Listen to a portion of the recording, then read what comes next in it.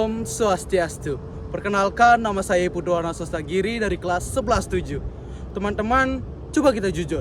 Seberapa sering kita benar-benar memikirkan Pancasila di tengah kegiatan kita sehari-hari? Seperti ketika kita berkegiatan, ketika di tengah scroll TikTok, dan ketika kita update Instagram. Kita hidup di era digital, di mana informasi, ideologi, dan nilai-nilai datang secepat kilat. Tapi, di tengah-tengah kecepatan ini, apakah Pancasila sebagai ideologi negara kita masih kokoh? Atau justru sedang diuji? Hari ini, kita akan bedah secara tuntas tentang terbesar Pancasila di era digital. Yang penting, bagaimana kita sebagai generasi muda dapat memberi solusi.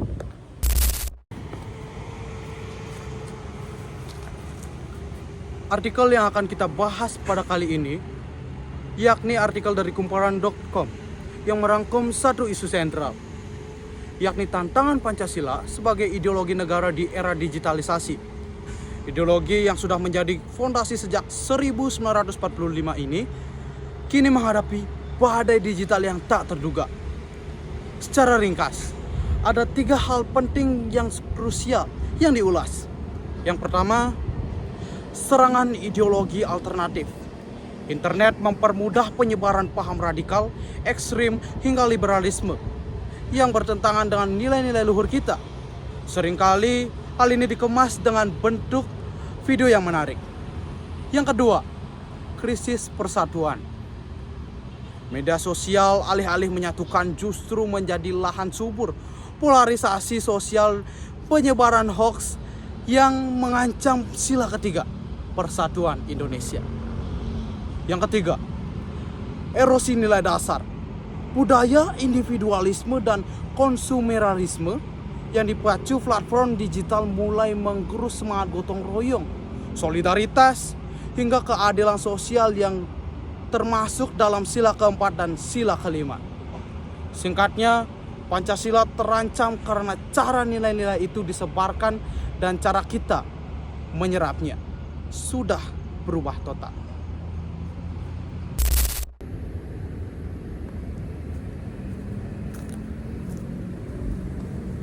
Teman-teman, kalian pernah berpikir kenapa tantangan ini bisa terjadi?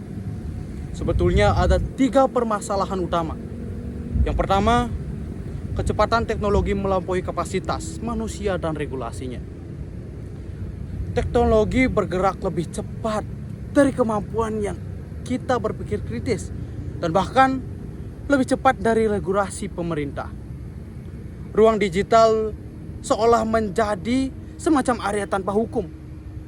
Tempat konten negatif menyebar tak terkontrol karena pengawasan dan sanksi yang seringkali tertinggal, kawan-kawan. Yang kedua, kegagalan relevansi pendidikan ideologi. Sebagian besar dari kita mengakui pendidikan Pancasila sering terasa kuno, kurang interaktif, dan tidak nyambung dengan realitas digital. Ini menciptakan kevakuman ideologi di benak generasi muda, yang kemudian diisi oleh konten-konten alternatif dari luar yang jauh lebih menarik, interaktif, dan mudah dicerna di dunia maya. Yang ketiga, dan yang terakhir, rendahnya literasi digital kritis. Banyak pengguna, terutama kita generasi digital, mampu mengoperasikan gawai, tetapi tidak mampu menyaring informasi secara etis dan ideologis. Kita lebih mudah tersulut emosi oleh narasi provokatif ketimbang menelusuri kebenarannya, sehingga kita rentan menjadi korban sekaligus pelaku disinformasi itu sendiri. Akar masalahnya tentu saja bukan pada Pancasila, tetapi pada metode internalisasi yang tidak relevan dengan zaman kita sekarang. Baik kawan-kawan, kita telah sampai ke inti pembahasan kita pada hari ini, dan di mana kita sebagai generasi muda harus ikut ambil bagian dalam memberikan solusi atas tantangan maupun masalah yang sedang kita hadapi pada masa ini. saya sendiri akan memberikan 3 pilar solusi yang solutif yang dapat kita laksanakan bersama. Yang pertama, yakni pertahanan diri digital. Kita harus meningkatkan literasi digital dari sekadar tahu teknologi menjadi melek akan teknologi. Mari kita ubah mindset kita.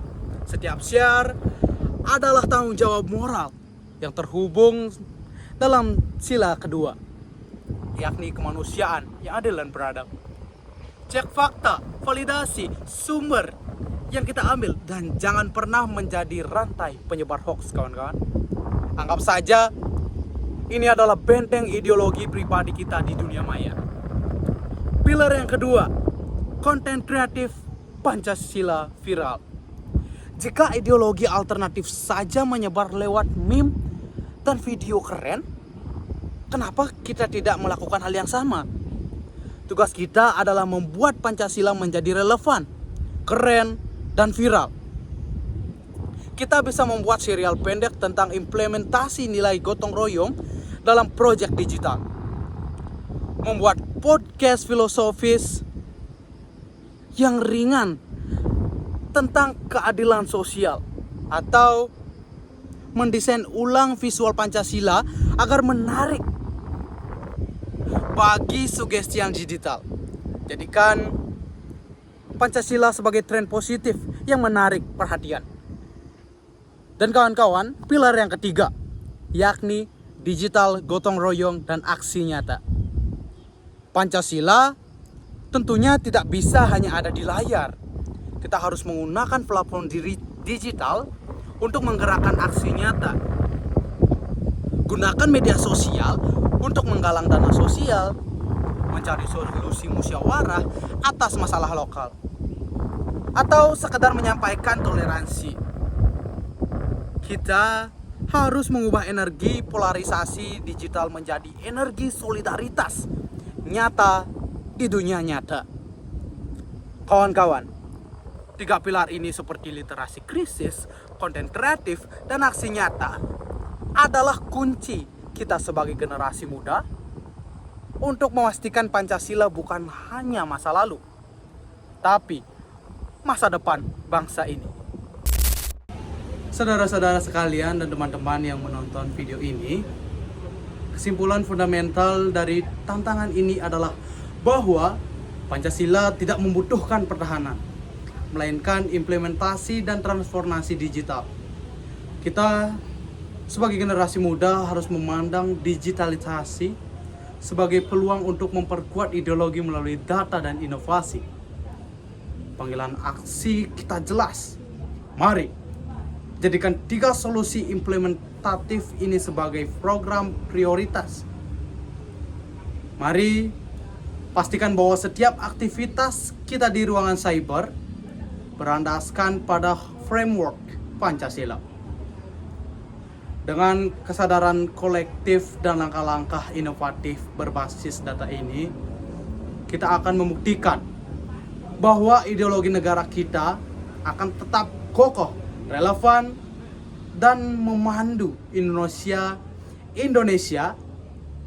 kedaulatan digital yang berkeadilan dan bermartabat. Terima kasih dan Om Santi Santi Santi.